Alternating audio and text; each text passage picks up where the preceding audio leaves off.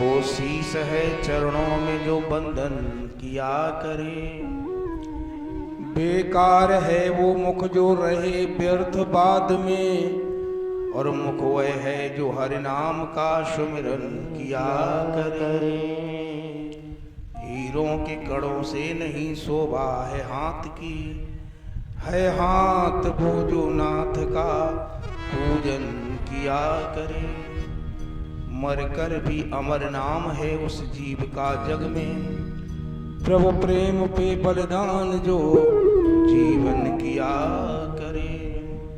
बोलो गुरुदेव भगवान की जय, पवन सुत हनुमान की जय हो, गुरु सच्चिदानंद भगवान की जय हो, परीक्षित महाराज की जय, सुखदेव भगवान की जय हो।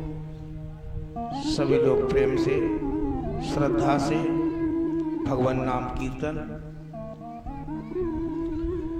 अब तेरे सिवा कौन मेरा कृष्ण कन्हैया, भगवान के नारे से लगा दो मेरी नैया। अब तेरे सिवा, अब तेरे सिवा कौन मेरा कृष्ण कन्हैया, भगवान के नारे से लगा दो मेरी नैया।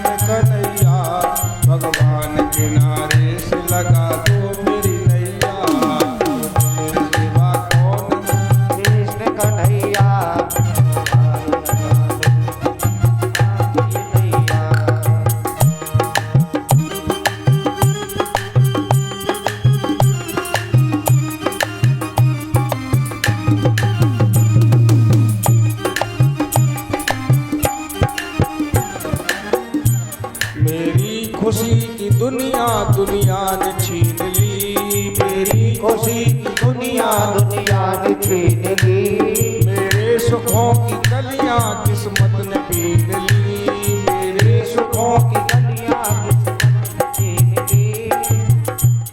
अब तू ही बचा लाज मेरी बंसी बजैया, अब तू ही बचा लाज मेरी बंसी बजैया। भगवान के नारे से लगा दो मेरी नैया, अब भगवान के नारे से लगा दे मेरी नैया।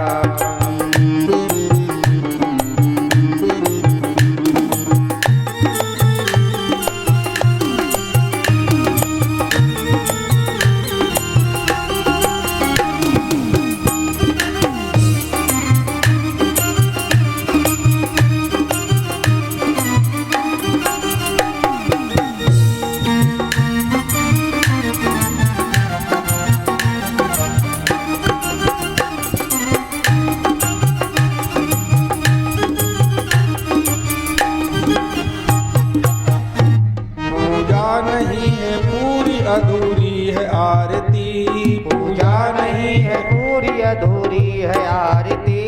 ओ श्याम सलोने तुझे मीरा पुकारती, ओ श्याम तुम्हें मीरा पुकारती। कहती है बारंबार बोले लेक बलैया, कहती है बारंबार तू बर लेत बलैया। भगवान के नारे से लगा दो मेरी नैया। कहती है बारंबार भगवान के नारे पे लगा दो मेरी नैया। भगवान के नारे पे लगा दो मेरी नैया। भगवान के नारे से लगा दो मेरी नैया।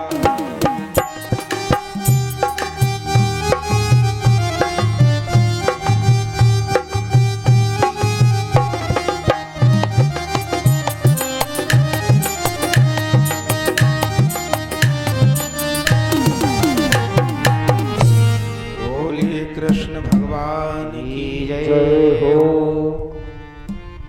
आदरणीय आए हुए हमारे समस्त श्रोतागण और जो दुबरी और चिलसरा के मध्य में शिव जी का जो मंदिर है उसके महंत जी पधारे हुए हैं।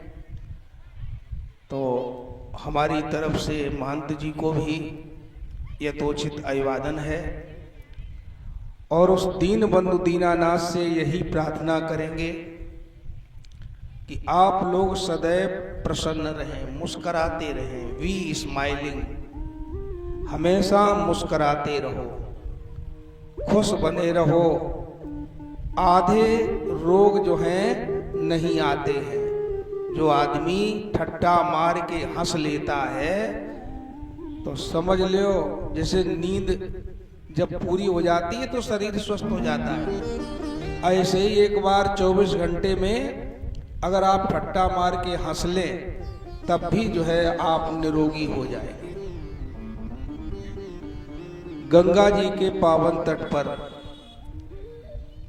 श्री सुखदेव भगवान उच्च स्थान पर विराजमान, परीक्षित जी नीचे आसन डाले हुए अपनी शंकाओं का समाधान करा रहे हैं। कथा का आज विराम दिवस है, अंतिम दिवस जिसे बोलते हैं।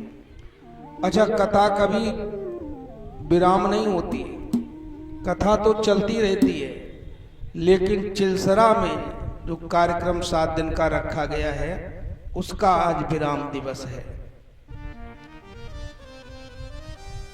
परीक्षित जी ने यहां प्रश्न किया, महाराज भगवान कृष्ण ने कंस का वध कर दिया, उसके बाद क्या हुआ?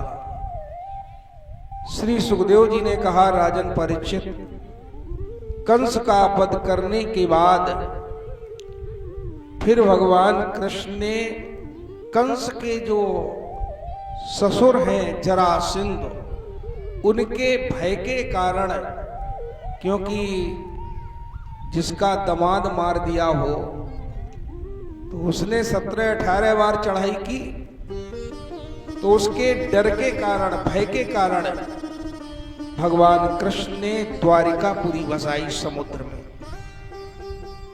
और वहीं पर रहने लगे। और द्वारिकापुरी में ही भगवान कृष्ण ने अपनी जो है शादियां की हैं। भगवान की शादी 1-2 नहीं हुई, कितने विवाह हुए? 16,108। अच्छा, इतनी जरूरत क्यों पड़ गई भगवान को? परीक्षित जी, अगर आपकी एक शादी हुई है तो आप कितने परेशान हैं। और जहां 16,108, देखिए भगवान ब्रह्म हैं और हो सकता है 16,108 के मन में यही भावना हो, ये हमारे पति बन जाएं। क्यों? तुमेव माता च पिता तुमेव और तुमेव बंधु च सखा तुमेव विद्या द्रवणम तुमेव और तुमेव सर्वम मम देव देव। सब भगवान के ही तो रूप है। और जाके मन ही भावना जैसी, जाके मन ही भावना जैसी, जाके मन ही भावना जैसी, जाके मन ही भावना जैसी, प्रभु मूरत में ही दिन कैसी, प्रभु मूरत की दिन तैसी, प्रभु मूरत की दिन तैसी।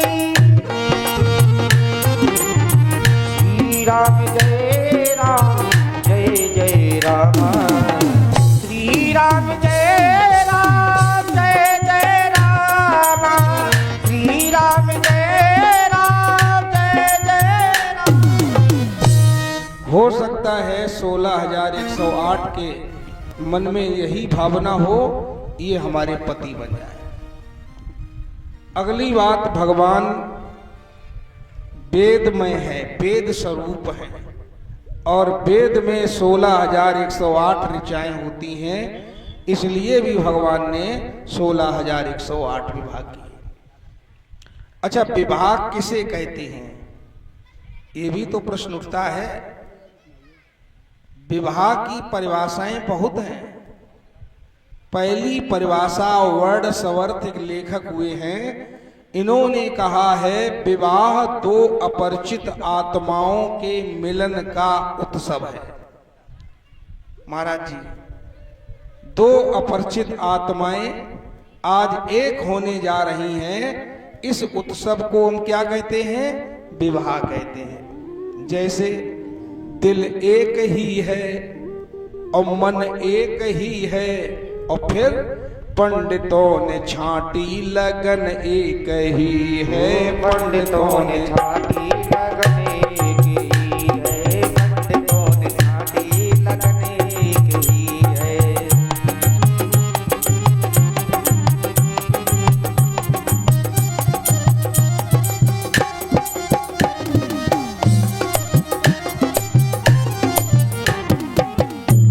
और अगर किसी पद की है एक ही नारी, अगर किसी पद की है एक ही नारी, तो पतिव्रता नारी का पति एक ही है। हाँ, पतिव्रता नारी का पति एक ही है, वो पतिव्रता नारी का पति एक ही है।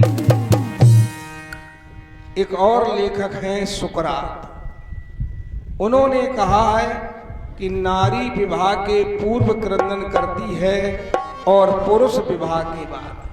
क्रंदन माने रोना, नारी विवाह के पहले रोती है, हाँ, पुरुष विवाह के बाद रोता है। एक अपनी देहाती परिभाषा और है, शादी वो लड्डू है जो खाए वो भी पचता है और जो न खाए वो भी पचता है। वैसे विवाह यहां सबका होता है, ऐसा नहीं, हर इंसान की डोली उठती है, अभी नहीं उठेगी तो काल है दुल्हा और बाराती करम, काल है दुल्हा बाराती करम, काल है बाराती। और दान में मिलेगा तुझे 2.5 गज कफन, दान में मिलेगा तुझे, और हाथों में मेहंदी, हाथों में मेहंदी लगाओ सजनी, कल होगी सवेरे तुम्हार मगनी, कल होगी सवेरे तुम्हारी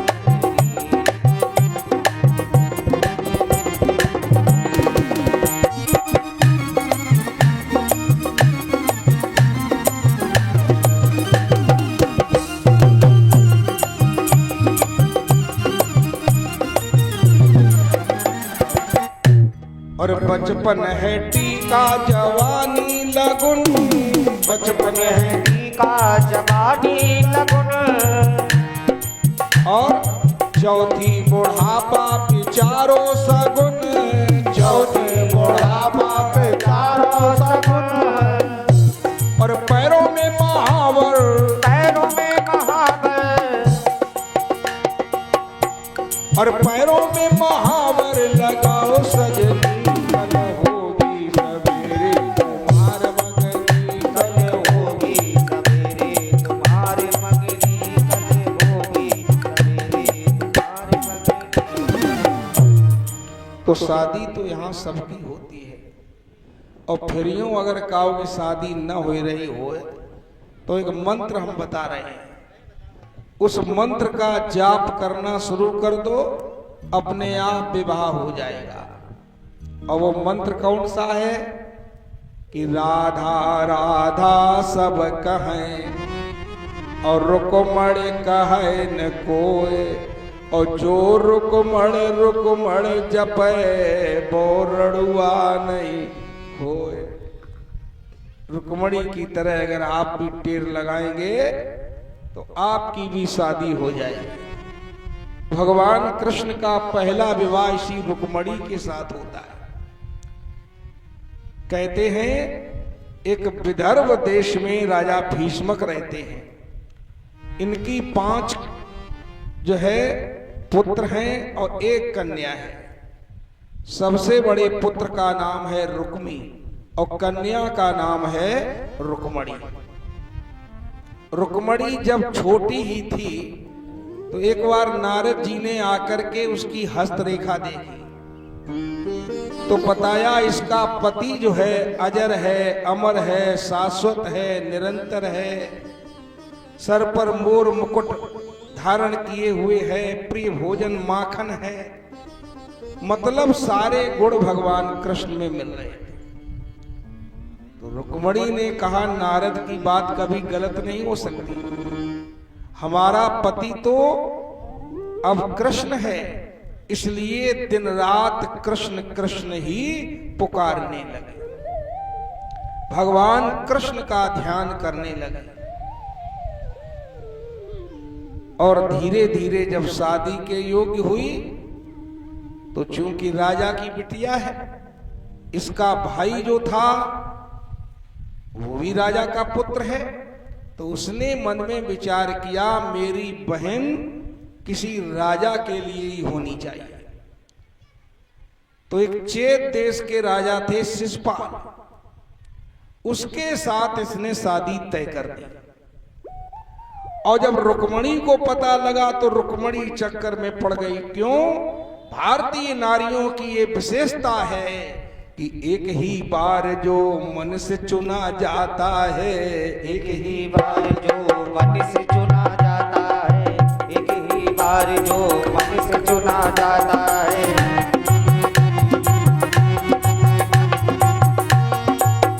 एक ही बार जो मन से चुना जाता है, वही जो मन से चुना जाता है, वही आजीवन उसका पति बन जाता है, वही आजीवन उसका पति बन जाता है, वही आजीवन उसका पति बन जाता है। सावित्री नारी को पता लग गया था कि हमारे पति की आयु केवल 1 वर्ष बाकी है, लेकिन फिर भी उसने अपना प्रण नहीं तोड़ा। तो रुक्मणी समझ गई मेरा पति है तो कृष्ण, मैं कृष्ण की हूं और कृष्ण मेरे इस प्रण को तोड़ नहीं सकती।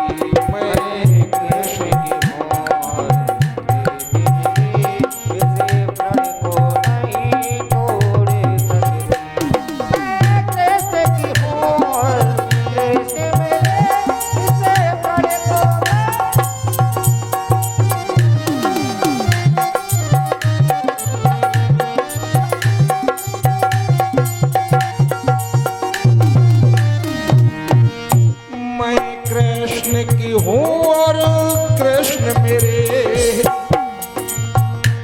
इस प्रण को तोड़ नहीं सकती। और भले भाई मेरे प्राण ले ले पर प्रण को छोड़ नहीं सकती।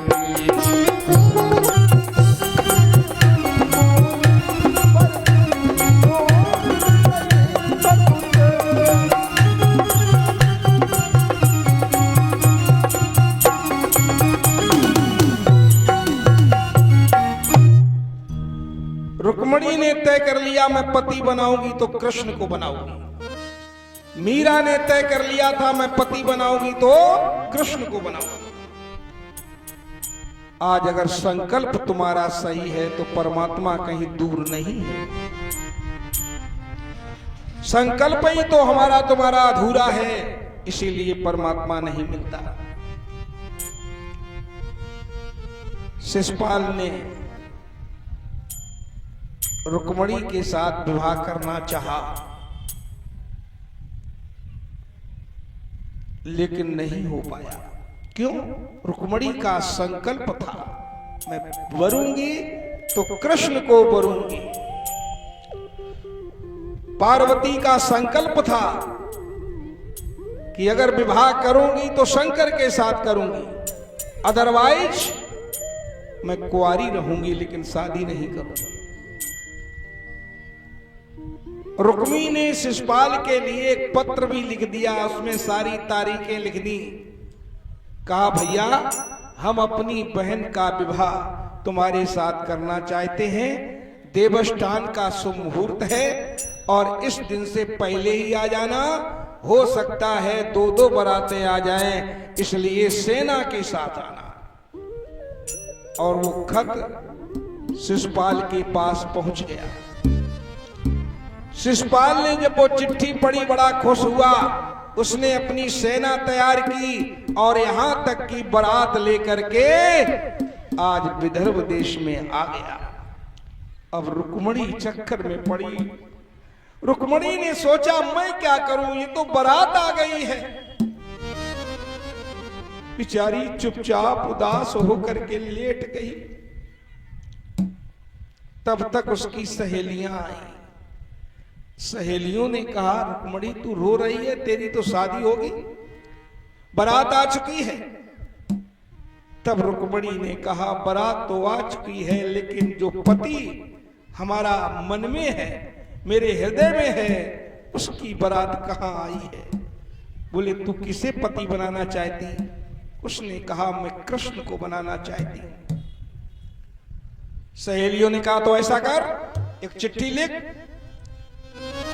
आज रुक्मणी ने भगवान कृष्ण के लिए एक चिट्ठी लिखी, 7 लाइन की चिट्ठी आज भी द्वारिकापुरी में रखी हुई है। उस चिट्ठी को जो पढ़ता है उसकी सारी कामनाएं जो हैं दूर हो जाती हैं। चिट्ठी में सब कुछ लिख दिया। अब प्रश्न ये उठा, ये चिट्ठी लेकर के द्वारिकापुरी जाए कौन? क्यों भाई, खबर पहुंचाए कौन? अगर सच्चे मन से आप प्रभु को याद करोगे, जा पर कृपा राम की होई और ता पर कृपा करें सब कोई। आज दरवाजे पर एक बूढ़ा ब्राह्मण आया भिक्षा मांगने। रुक्मणी निकल के आई, कहने लगी दिन भर में जो भिक्षा मिलती होगी मैं अकेले दूंगी, लेकिन एक मेरी प्रार्थना है, एक हमारी विनय है। बोले क्या है?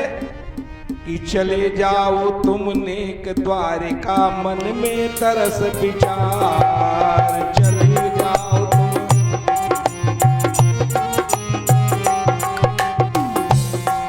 और वो दुखिया की ओर रे बाबा देखो दृष्ट प्रसार, वो दुखिया। बाबा अगर तुमने चिट्ठी पहुंचा दी तो याद रखना,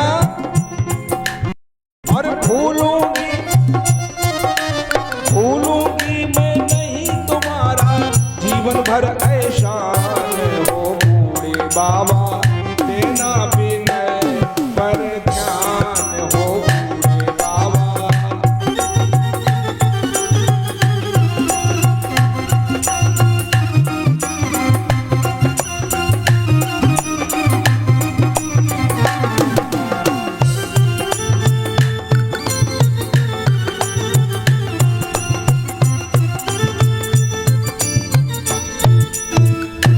बाबा ने वो चिट्ठी ली और द्वारिकापुरी की ओर चल दिया।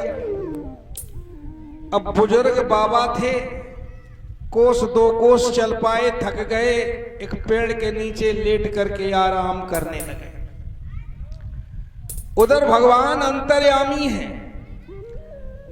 अंतर्यामी बात सब और गए हृदय की जान।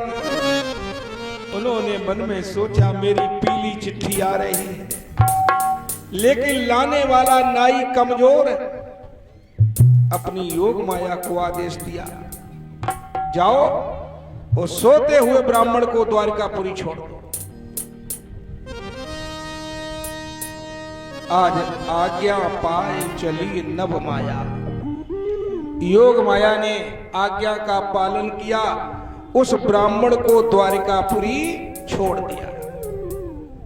और जैसे ही कृष्ण को पता लगा कि मेरे घर पर ब्राह्मण पधारा है, तो जानते हो भगवान ने सबसे पहले उस ब्राह्मण के पैरों को धोया। पाणिनाभ मृशन पादा व्यग्रस्तम प्रक्षितम, सबसे पहले पैरों को धोया। भगवान ने हमेशा ब्राह्मणों के पैरों को धोया, चाहे वो सुदामा जी मिलने गए हो, चाहे कोई ब्राह्मण पहुंचा। और बढ़िया बात है, ब्राह्मण अगर तुम्हारे घर में पहुंच जाए और उसके अगर तुमने चरण न धो पाए तो उसे बुलाना ही व्यर्थ हो गया। भगवान ने कहा, कहिए ब्राह्मण देवता, के ही कारण आगमन तुम्हारा। ब्राह्मण ने सोचा हम क्या बताएं इन्हें, तो उसने वो पीली चिट्ठी जो रुक्मणी ने चिट्ठी लिखी थी, वही चिट्ठी भगवान को सौंप दी। और भगवान ने जैसे ही रुक्मणी के द्वारा लिखी चिट्ठी पढ़ी, ओहो हो, भगवान व्याकुल हो गए। लोग कहते कि भगवान आते नहीं, लोग कहते कि भगवान आते नहीं, लोग कहते कि भगवान आते नहीं, लोग कहते हैं भगवान आते नहीं। रुक्मणी की तरह तुम बुलाते नहीं, रुक्मणी की तरह बुलाते नहीं, रुक्मणी की तरह बुलाते नहीं।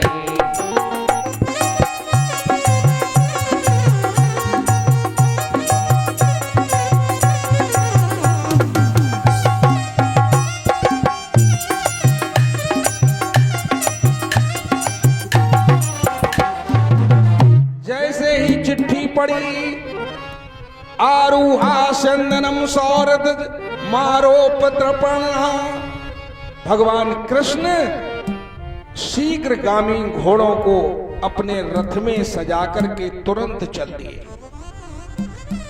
तब तक बलराम आ गए। उन्होंने कहा, कहां जा रहे हो कृष्ण? कन्हैया ने कही, अच्छा अपनों तो ब्याह कर लो, हमारी है क्या चिंता। बलराम ने कहा, तुम्हारी चिंता है, शादी करेंगे, धूमधाम से करेंगे। कन्हैया ने कहा, नहीं, मैं जा रहा हूं शादी करने, और बारात आरात तुम पीछे से लाना, इमरजेंसी ब्याह है। कृष्ण दौड़ पड़े। और इधर रुक्मणी, आज शादी तो हो रही थी, घर वाले शादी कर रहे थे, उसके उपलक्ष्य में आज जो है से तेल ताई बोलते हैं ना, तो तेल चढ़ रहा था। आज भी जब किसी का तेल चढ़ता है तो देवी मैया के यहाँ लोग जाते हैं, वरदान लेते हैं। रुक्मणी भी आज गई गिरजा पूजन, और मां तो पठाई। पहुंच गई मां भगवती के दरवाजे, और अंबिका नाथ, ओहो, गौरी मैया का मंदिर है। मां से जाकर के रुक्मणी प्रार्थना करने लगी, हे मां, अगर सच्चे मन से मैंने कृष्ण को अपना पति माना हो, तो मेरा पति मुझे सामने आकर के ग्रहण कर ले। यहां बारात कोई दूसरा लाया है, मेरा स्वामी मुझे नहीं दिखाई पड़ रहा है। ऐसा कहकर के मां के चरणों में गिर गई और मां की स्तुति करने लगी। मां, दुर्गे मैया से मेरी लगन लागी, दुर्गे मैया से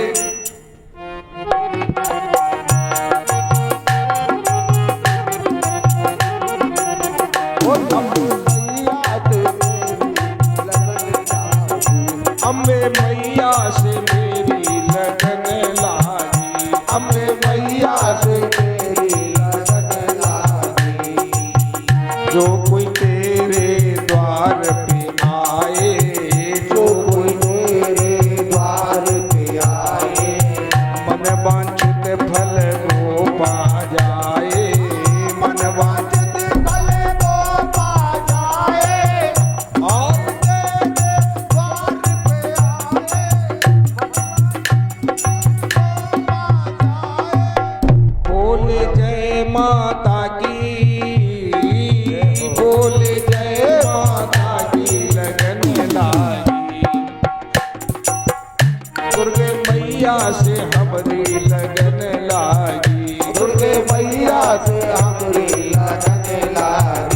अम्बे मैया से हमरी लगन लागी, अम्बे मैया से हमरी लगन लागी। प्रेम से बोलो जय माता दी, प्रेम से बोलो जय माता दी, जोर से बोलो जय माता दी, अम्बी बोलो जय माता दी, अम्बी बोले जय माता दी, और कहते जाओ जय माता दी, बढ़ते जाओ जय माता दी, ताली बजा के जय माता दी, हाथ उठा के जय माता दी, जोर से बोलो जय माता दी, जय माता की, जय माता की, जय माता की। जय माता की, आगे वाले जय माता दी, पीछे वाले जय माता दी, भैया बोले जय माता दी, बहने बोले जय माता दी, जोर से बोलो जय माता दी, आवाज न आई जय माता की। जय माता की।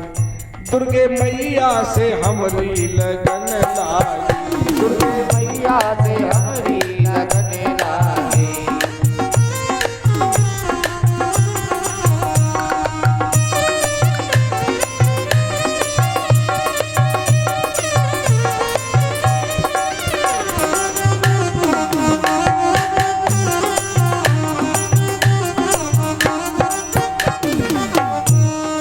बोले दुर्गे मैया की। जय हो। उसी समय माँ ने वरदान दे दिया, जाओ मन जाय राचो मिले सोबर सहज सुंदर साबर।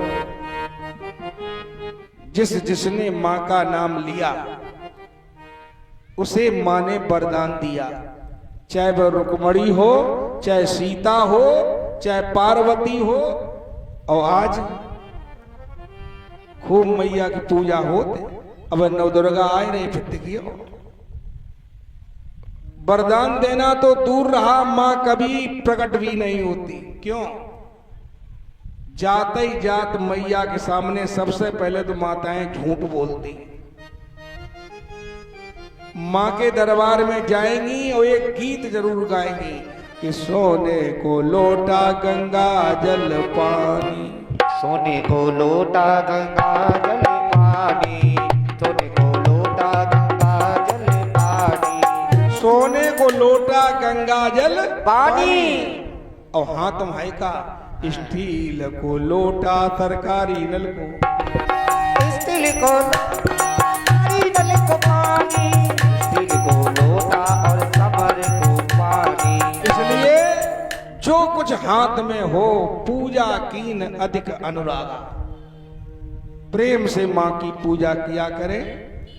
आज मां प्रसन्न हुई।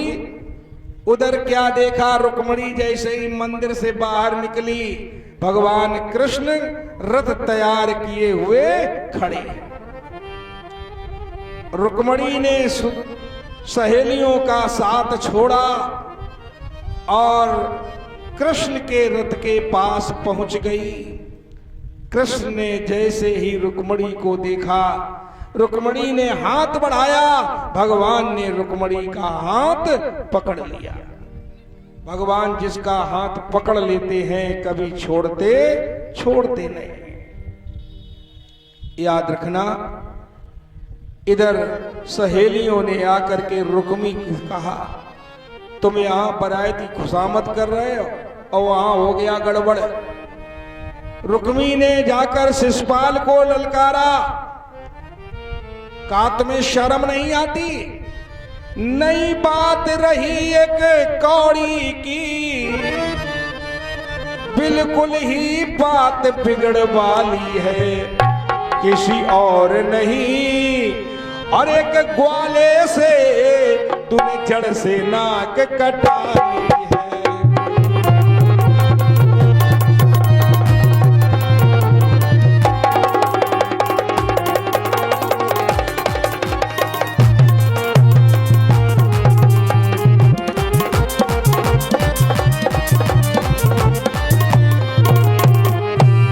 शिशुपाल ने उसी समय अपनी सेना तैयार की और जाकर के तुरंत कृष्ण का रथ घेर लिया और भगवान ने उठाया चक्र, और जो चक्र उठा 2-4 परेतन के सर कटे, सोई सब परेता भाट ठाड़े गए।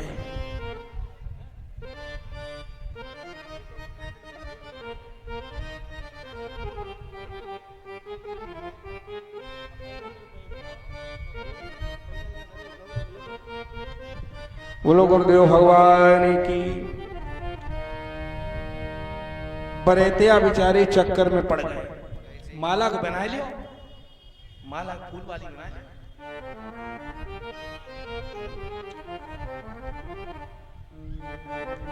और भजो गोविंद गोविंद गोपाला, भजो गोविंद गोविंद गोपाला, यशोदा की कन्हैया नंद लाला, यशोदा के कन्हैया नंद लाला। भजो गोविंद गोविंद गोपाला, भजो गोविंद गोविंद गोपाला, यशोदा की कन्हैया नंद लाला, यशोदा के कन्हैया नंद लाला, यशोदा के कन्हैया नंद लाला। बोलो गोविंद भगवान की। की जय हो। बराती सब भाग खड़े हुए। बरेते ने सोची हम सर कटवाए को थोड़े आए हम तो। और वास्तव में अगर किसी लड़की की शादी होती है तो सबकी अलग अलग फरमाइश होती है। लड़की सुंदर पति चाहे, लड़की चाहती है कि ऐसो दूल्हा मिले जैसो मोहल्ला में काऊ को ना। लड़की सुंदर पति चाहे और माँ तो चाहे धनवान। मातारी या सोचत है अच्छे घर में पहुंची आए, जब भी मई के आए पीली पीली दिखाई पड़े। और उत्तम कुल बांधव चाहे, भैया लोग परिवार अच्छा चाहते हैं और बरेतिया और चाहे मिष्ठान। इसलिए भले ही दान दहेज में कमी कर दियो, बरात की खुशामद खूब करियो। हाँ, 4 गांव को आदमी आपके दरवाजे आता है। इधर रुक्मी ने जाना कि शिषपाल फेल हो गया, तो इसने तय कर लिया अगर जाकर के मैंने कृष्ण से बदला न ले लिया तो लौट करके कुंडलपुर नगरी में प्रवेश नहीं करूं। इसने दूर से ही आवाज लगाई, ए कृष्ण रुक जाओ, मैं कंस नहीं जो मर जाऊं, शिशुपाल नहीं जो भग जाऊं, मैं उसके प्राण और लेकर छोड़ूं जिसके पीछे मैं पड़ जाऊं।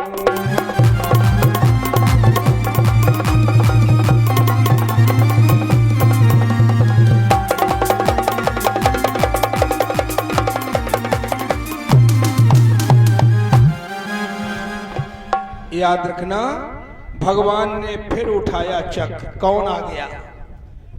और जो चक्र उठा रुक्मणी ने देखा, अभी अभी इस चक्र ने 2-4 सर काट दिए थे। कहीं मेरे भाई का सर कट गया तो दुनिया कलंकित करेगी मुझे कि बहन की शादी में भाई का सर कटा। जो भाई रुक्मणी की खुशी के लिए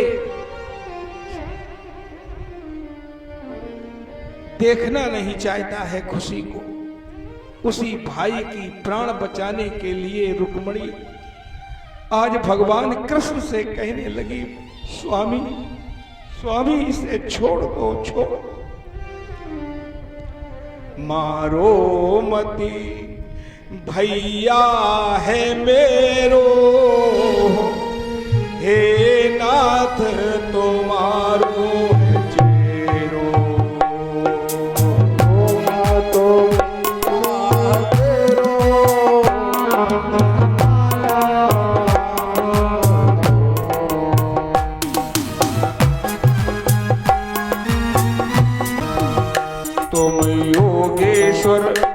तुम योगेश्वर आदि अनंता, भक्तन है तो प्रगटे भगवंता।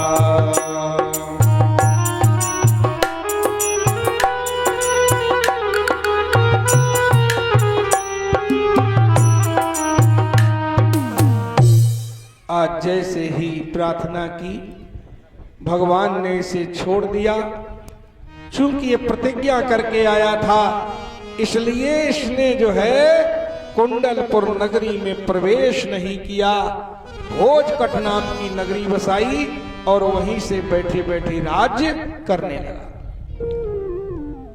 और इधर रुक्मणी को बैठाए रथ, भगवान कृष्ण रुक्मणी को लेकर के कहां आ गए? द्वारिकापुरी आ गए। पंडितों से शुभ मुहूर्त निकलवाई और जब शुभ दिन आया तो भगवान ने रुक्मणी के साथ विवाह किया है। और पंडित वेद मंत्र उच्चारे,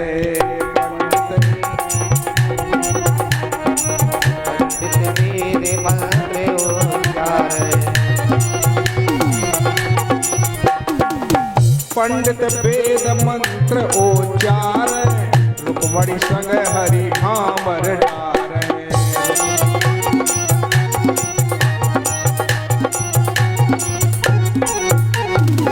पहली भामर होए, भामरे पढ़ने लगी।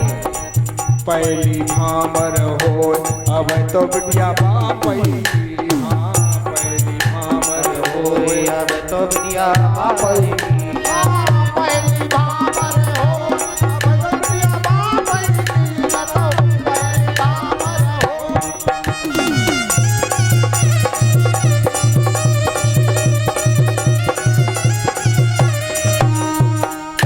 और दूजी तीजी चौथी पांचवी छे छे भामरे डाली, दूजी तीजी चौथी पांचवी छे छे भामर डाली।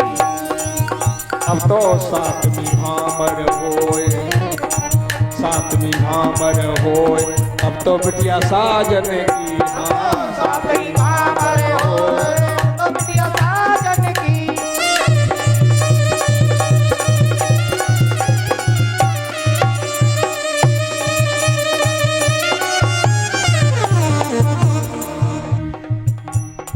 देखते बुगड़ नव हर सावे, देखते बुगड़ नव हर सावे, सुरगण नर दुंदभिय बजावे, सुरगण नर दुंदभिय बजावे, सुरगण नर दुंदभिय बजावे। इस तरीके से भगवान कृष्ण ने यहाँ रुक्मणी के साथ पहला विवाह किया है। और यहीं पर जो है कन्यादान लिया जाता है। तो परीक्षित जी अगर कुछ लाए श्रृंगार को सामान वगैरह, साड़ी आड़ी, हाँ तो आप खड़े हो जाओ। हैं? यहीं पे चढ़ाया जाता है, कन्यादान लिया जाता है। तो जो भी लाए हो वो चढ़ा दें। परीक्षित जी आप अपने हाथ पे कुछ रख लो, संकल्प बोलने पे।